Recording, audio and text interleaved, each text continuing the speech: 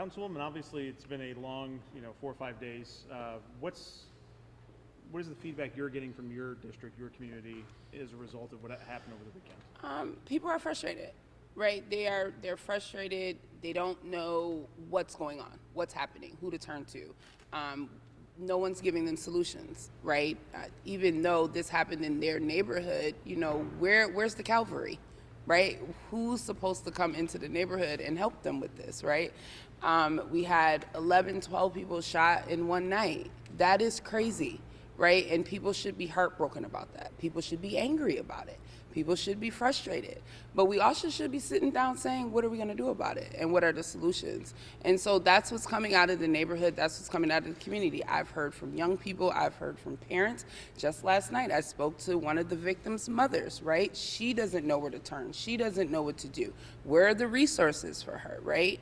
And that's heartbreaking. And our leadership in the city of Buffalo have to step up and figure out what that looks like. But we can't just lead from atop. We have to come into the neighborhood like we are today, and we have to actually sit down and listen to people. Pastor Gillies said... Gillison. Pastor Gillison.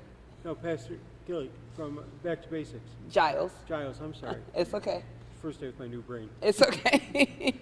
Pastor Giles said there's a level of frustration. As it should be. He's trying to do events, and he feels like it's like throwing a stone off a glass window, just bouncing off. I 100% agree. Pastor Giles has been doing this work for decades, right? Yeah. He has been in the streets working with young people doing this work. He is one of those trusted voices, but the problem is that we're not investing in these organizations the way that we should.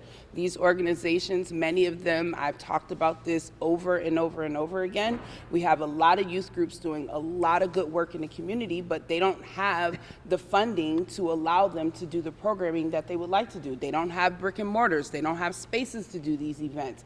So where is the city at on that? We have to invest in those programs, because those are the programs that just earlier this year we were talking about how the tide on crime is changing and how it's going down. And guess what? It was going down because those youth groups were working. But if you're not investing in those youth groups, you're going to end up with things like this. And the problem is that we're not investing in the things that the youth want to do.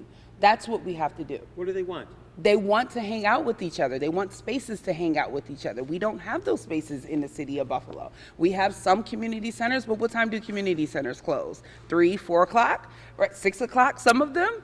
They're not staying open later into the evenings, into the night. That's what our young people want, especially in the summertime, right? Like our kids, they want to just hang out with their friends. Why aren't we curating those spaces for them to just hang out with their friends? Yeah, But some then places they- in Rochester are thinking about implementing a curfew or involving more police in the community. Do you think that's the answer? It is not the answer. It will never be the answer for me, right? I understand crime. I understand gun violence. It is a problem. I will never say that it's not a problem. But guess what? If you're not dealing with the root causes of the problem, you're never going to solve the problem, right? The crime is not the issue. What's happening in their neighborhoods, in their households, that's the issue. That is how you solve crime. And how do you do that? You resource people. You give them exactly what they need, whether they need access to education or access to jobs, or actually have some programming for our young people, that 16 to 24 age range, those kids that was out there over the weekend. What did the city of Buffalo have planned for that age range? Nothing. Nothing was happening for these kids in their neighborhoods, or anywhere for that matter, across the city of Buffalo. And so you have to give people what they need. Otherwise, you're going to end up with a bunch of bored kids who are coming from traumatized neighborhoods, traumatized homes. They're dealing with all types of issues in their houses. So what are we doing about that? Are we going to just keep ignoring it? Are we just going to institute a curfew and think that that's going to solve crime? Guess what? It's not. You fought hard to implement a Office of Gun Violence Prevention. Do you think Mayor Ryan has done enough to support that office? I think there can always be more. I think that there can always be more. As you know, just less than a month ago, I was just standing with Senator Jeremy Zellner.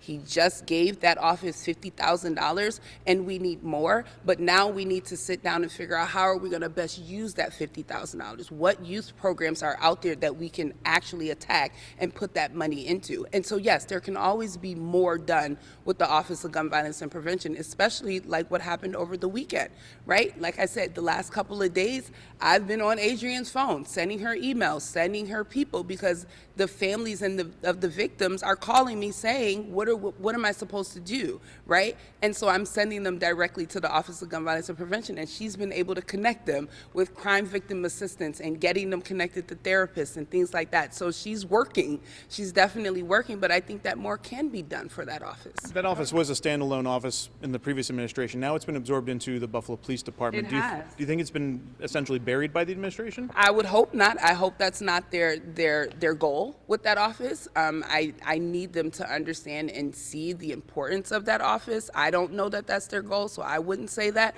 But I would hope that that's not the goal, because that office is very important and it functions very well. Because I'm telling you, the families of those victims who've been calling me over the last 3 days, they're very grateful for the Office of Gun Violence and Prevention. Are you happy with the way the current Buffalo Police Commissioner handled everything this weekend? I mean, it's not for me to say happy or not. For me, it's about what are we doing for the community, right? Whatever the police commissioner feels that she should be doing, or whatever the mayor feels that they should be doing, that's on them, right? For me, I am doing what a council member should be doing. I am in the neighborhoods, in the community. I'm listening to the residents. I'm making sure I'm providing them with the spaces that they need. And they need spaces to come together and strategize about how are we going to fix this problem in our neighborhood. That's the only place I'm focused on. Whatever the commissioner does or the mayor does, that's what they're here to do. They're the leaders also in the city. We have a lot of leaders in the city. We all don't need to be banging the same drum, but we all do need to be sitting at the same table. How do you avoid the allure of joining a gang when, you know, people can see, well, there's a gang member, he's got a tricked out car. Yeah. You overly resource them. You give them that in a different form. You love on them, right? As a leader, I can't come out here and say, you know, you did this bad thing, so now I'm going to try to arrest you, or I'm going to give you a curfew, and I'm going to do all these other bad things to you when you come from a bad neighborhood, right? That's not how you fix that problem. All you do is run them towards a gang. That's it. You actually just do the opposite. You love on them. You give them opportunity. You give them spaces like this where they feel safe, where they can talk to you about the issues, when they can say, I need this, or I need that, or I want to go back to school, or I want a better job. That is what you do. A community has to become a village, even at the highest levels of government, right? Our job, no, is not to come out here and hug kids, but there's nothing wrong with coming out here and hugging kids, because that's what they need. A lot of these kids aren't getting hugs at home. I'm here to hug them and let them know that I'm here, and I'm here to resource them, to give them exactly what they need so they're not running towards gangs. So is that what this work session is for? Is that for the community to kind of like brainstorm ideas for the young That people? is exactly what is going to happen tonight. We have a space that we're going to dedicate to our young people. We're going to have a space that we're dedicating to youth groups and to parents, where they can actually sit down and say, as a parent, this is what I need. This is what's missing. And as a young person, they can tell us, these are the things we want to see happening in our community. These are the things we feel like are missing. That is what this is about. This is about filling the gaps. How can government be better partners in community? That's what this strategy session is about. In the wake of the violence over the weekend, have you had one-on-one conversations with either the commissioner or Mayor Ryan? I have, Monday morning. First Sunday, all day Sunday, on the phone, text messages, emails. I communicated with the chiefs, everyone. I wasn't even in town, but obviously this is happening, and so it was time to go to work. And so all day Sunday, I conversated with them. First thing Monday morning, yes, I met with the mayor in his office. I met with the police commissioner in her office. Yes, I am on this, and I told them everything I just told you, I told them. Right? We have to start getting into the neighborhoods, and we have to have these conversations with the residents, with the youth. We have to be on the ground having these conversations, and they all agreed that they would be here today because they understand the importance of this. So what's the next step after this work session? After this, we go back to the office and we put all of this information together and we present it to the mayor, and we say, here, this is what we have. But not only just to the mayor, we present this to funders. We present this to the philanthropic community and to the business community and say, can you help us figure out ways to entertain our youth? How can we put them into these tables and give them the things that they need so they're not out here bored and so they're not out here hurting? Because it's not just about entertaining young people, it's also making sure that what's happening in their households is being taken care of as well. Is the mayor and the police commissioner, are they going to be here tonight? They said they would. To that point you just made, the mayor has wanted to get corporations, nonprofits involved in funding a lot more of the city. Is this a perfect opportunity for corporate Buffalo to get involved in something that's meaningful and matters? Absolutely. I mean, funding the city, I think it's, I think we may have two different ideas on what that is. I don't want to see But this is philanthropic. real. I don't think I want to see the philanthropic community funding salaries for employees, but I definitely would love to see them fund some spaces for our young people to do some programming. And this is an opportunity for that. This is a great opportunity. Just one more question, to go back to the weekend itself, as the councilwoman who represents this district, how concerning was it for you when you not only heard about what had happened, but learned how young these gun violence victims were and how young these children who were out on the street that night are? Yeah, listen, as soon as it was happening, I knew about it, right? This is my district. I am very connected to my district, to block club leaders, to residents, to the young people who were texting me about what was happening on Delavan, but even to the police chief, right? Me and Chief McAllister talked from midnight all the way through Monday morning about what was happening that weekend. So I was very abreast. I was up on the phone at one point for about 45 minutes with him around 1:30 in the morning on Sunday. And so I was very aware of what was happening in my district. And it is disheartening, right? We have, these young people who are looking for entertainment. They're looking for things to do. And no one's actually sitting at a table with them and saying, let me help you.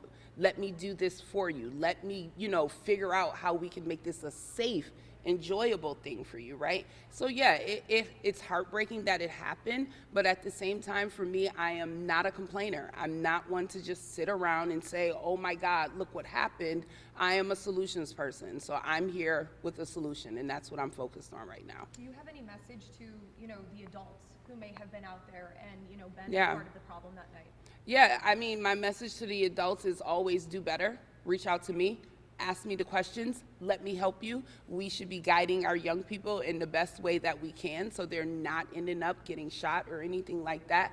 I want to be a resource for the community. I want to help you, right? Even this young man who, threw this party last year, right? I sat at his house, right? I went to his house last year. I sat on his porch and we talked, and he came to my office and we communicated, and I offered my services to him to help him build a business so that he can do these things, but it has to be safe, right? And I'm still at the table on that because I think that it's important. I was once a young person right here in the city of Buffalo, right? And so there were spaces for me to hang out with my friends and party and go skating, and we don't have those anymore, and that's what this young man was looking to do. And I get it, and I understand it, but we have to do it in a safe and a controlled way. And so the councilwoman is still sitting at the table and ready to help young people. If that's the way that they want to go, let us help you make that safe and make it enjoyable for the young people. But the police commissioner the other day said the promoter put together an event that was bent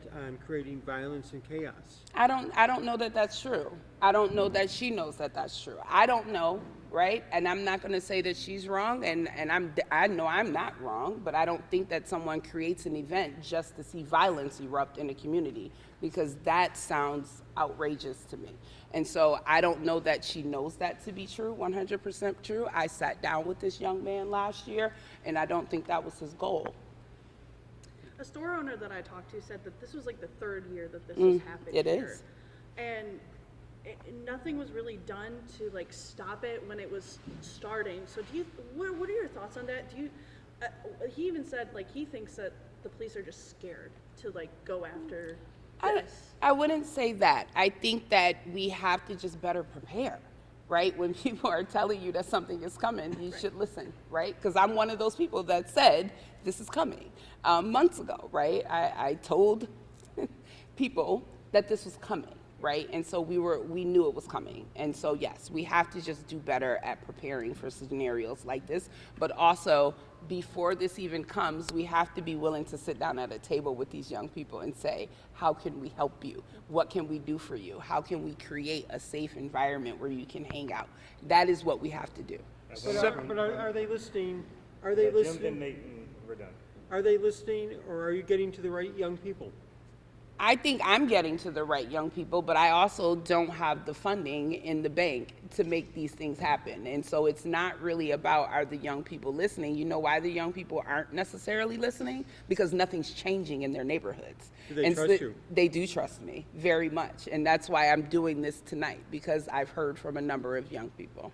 At the end of last week, we saw the Buffalo Police Department kind of proactively going and taking basketball hoops down at several parks throughout the city. I don't necessarily know if any in your district are taken down, but I want to get your reaction to really the police department and the administration proactively, essentially disengaging a pop-up basketball tournament and not giving kids something to do. Yeah, I think in that scenario, the administration was correct in doing that. Absolutely. You can't throw an unsanctioned event in a public park with hundreds, potentially thousands of people with no type of security plan and, you know, nothing in case something happens, right? And so, but where I come in and where I have the issue is that, did we reach out to that person and say, hey, how can we help you plan this for a week out or 2 weeks out, right? He needs to get a permit and he needs to go through the whole process with special events. I don't know that was done, right?